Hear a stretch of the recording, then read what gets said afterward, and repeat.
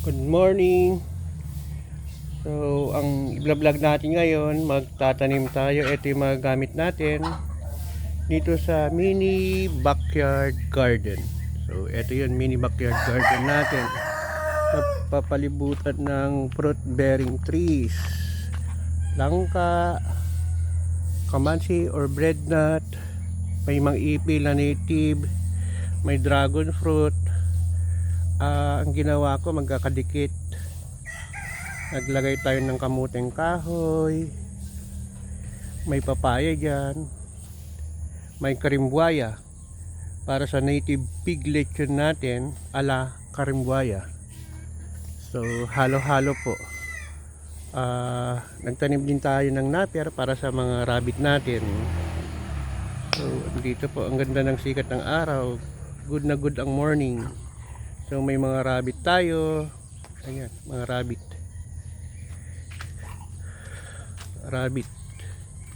So hindi masyado natin napapadami kasi nga busy tayo dahil ang daming ginagawa sa bahay. So andyan yung rabbit natin, mga manok natin, andyan yung mga native chicken natin. May mga saso tayo, pinaalis ko yung mga native para hindi malahian. So ang gagawin natin, magtatanim po tayo ng gabi.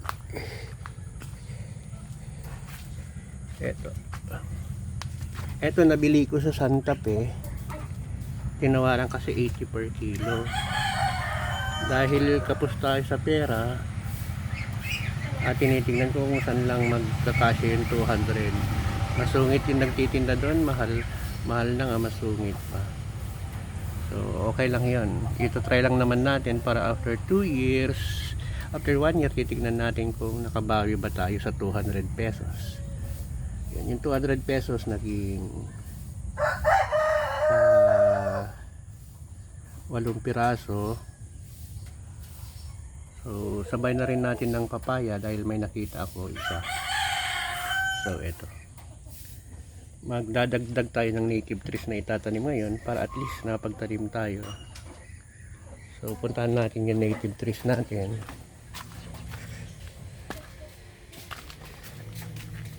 Kukunin natin. Tatanim tayo ng 2.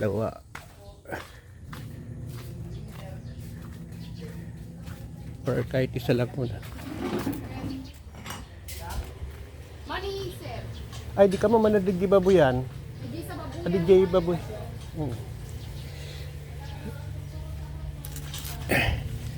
So, eto. Tuog.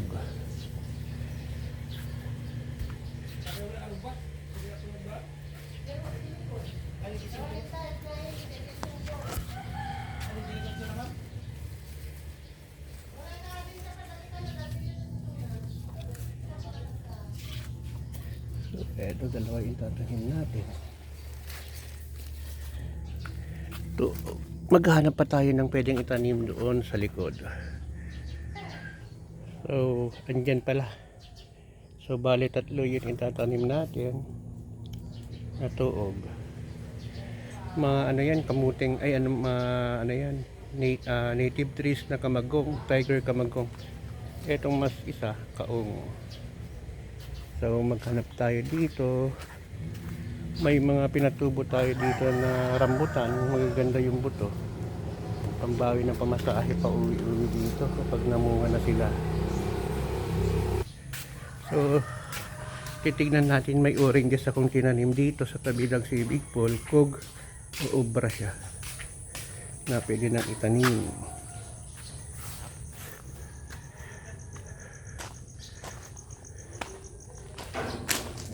Oranges to, wala, maliliit pa, hindi pa pwede. So ito yun, kalamansi na, ay ano, sampalok na pang bonsai ng mother ko. So yeah.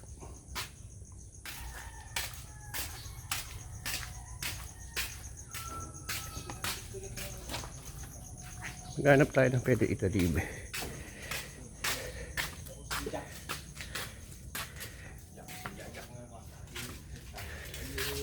Hindi na natin nagamit to. Tenere. Service natin papunta sa fish pond.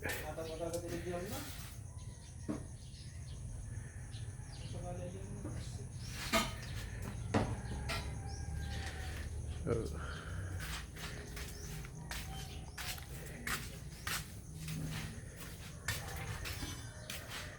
mga crab patterning box natin ang dami, hindi nagagamit.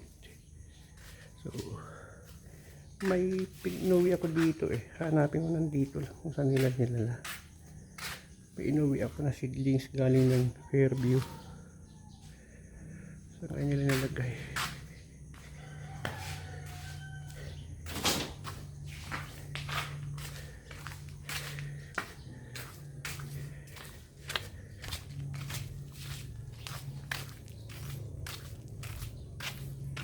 Hindi ko makita.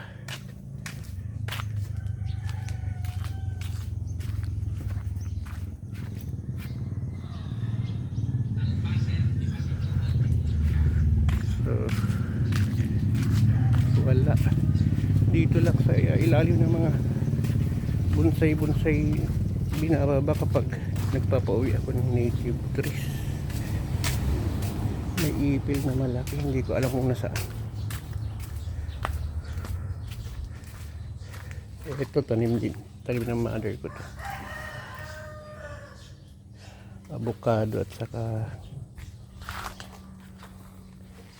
yung ano. So ito lang. So tara sa site.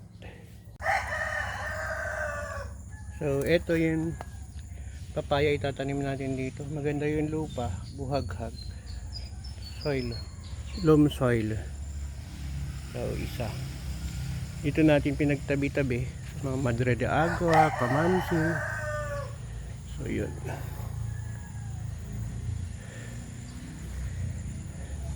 May dalawa doon na papaya, kalamansi, dragon fruit. So anahaw. So masukal siya, pero hintayin ko munang tumaas ng bahagya sa lilinisan kasi mahirap linisan pag maliliit yung damo. Ang eventually maiiwan dyan yung mga Madre de Agua, kamuting kahoy. By that time na malalaki na, mahirap nang tumubo yung damo. So hayaan lang muna natin silang malago, madumi, pero eventually lilinisan natin. Namamanghala ako dito sa Kamansi. Bilis luwaki. So may ano tayo, natumba na jackfruit. Nilagyan natin ng tayo ng rabbit sa manok sa ilalim niya, tinabunan. Hopefully next year mamumunga na. So yun po.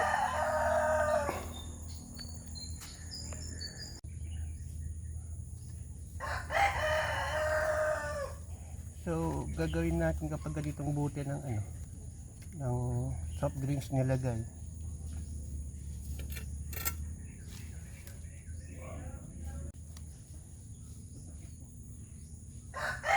So gagawin natin kapag ganitong buti ng soft drinks nilagay para mabilis matanggal. Iwan natin dito. Tapos sa kabila din. Para kapag ginanon mo siya, tapos ito, ginanon mo lang, tanggal na.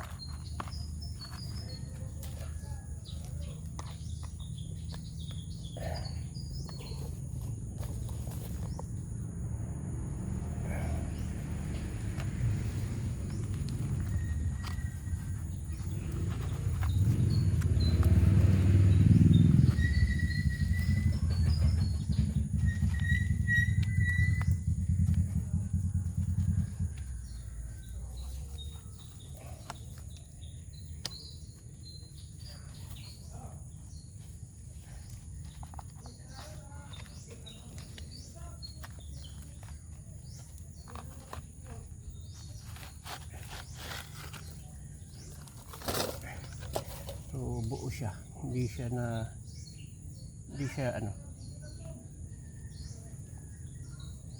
hindi siya nabasag.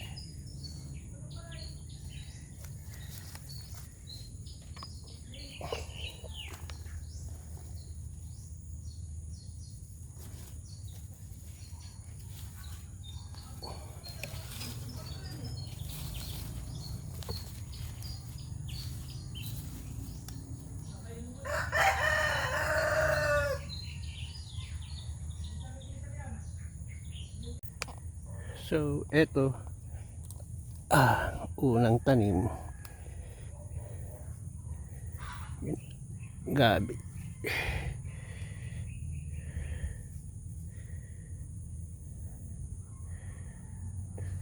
Sana to po, pangatlo na to.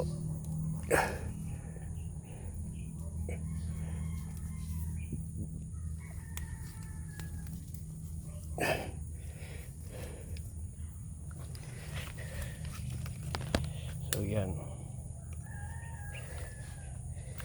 ito yung una, dito yung una, tapos pangalawa yan. So may 5 pa,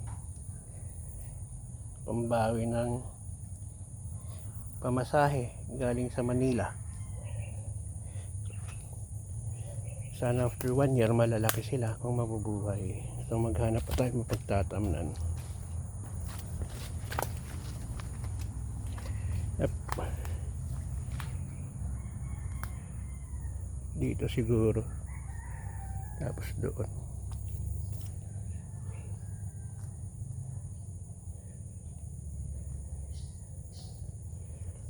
Pwede pa isa doon, kaso nga lang bahain.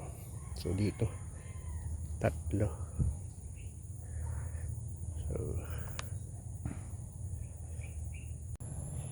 So eto, tapos na natin naitanim yun ano natin, yung bilhin natin na gabi ay ubi sa Santa Fe nung umuwi tayo. So yun 2 kilo, 1 kilo, 8 piraso. Natihati ko sa 8 piraso. Tapos pinadry ko muna ng 3 days bago ko itinanim. So isa yun nandoon, 2, 3,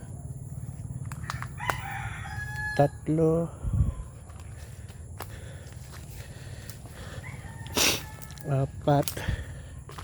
6, 7,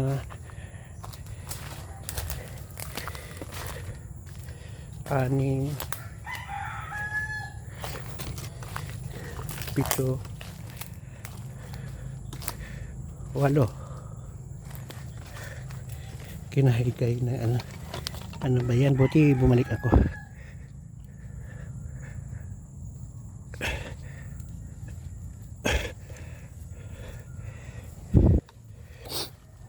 Kinalaykay ng chicken. So ang daming dito, anahaw. May anahaw tayo dito. So yun po, dami niyang anak, mga kawayan dito. Dito tayo dati noon akong vlog na pinigure ko kung paano tayo kumuha ng kawayan. Ginawa nating fattening, palagayan ng fattening ng box, palagyan ng fattening, mga fattening natin na crabs. So yun, ito walang tumutubo sa ilalim ng mga mangga. Maasim kasi yung dahon nila, hindi magandang mangga. Tatanggalin natin yung 3 para lumuwag yun native natin.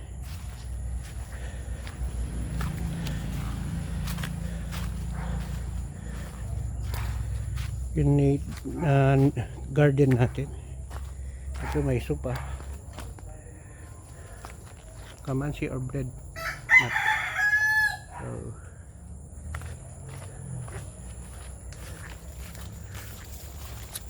yung tinanim natin kanina na papaya. So ito yung mga native trees natin.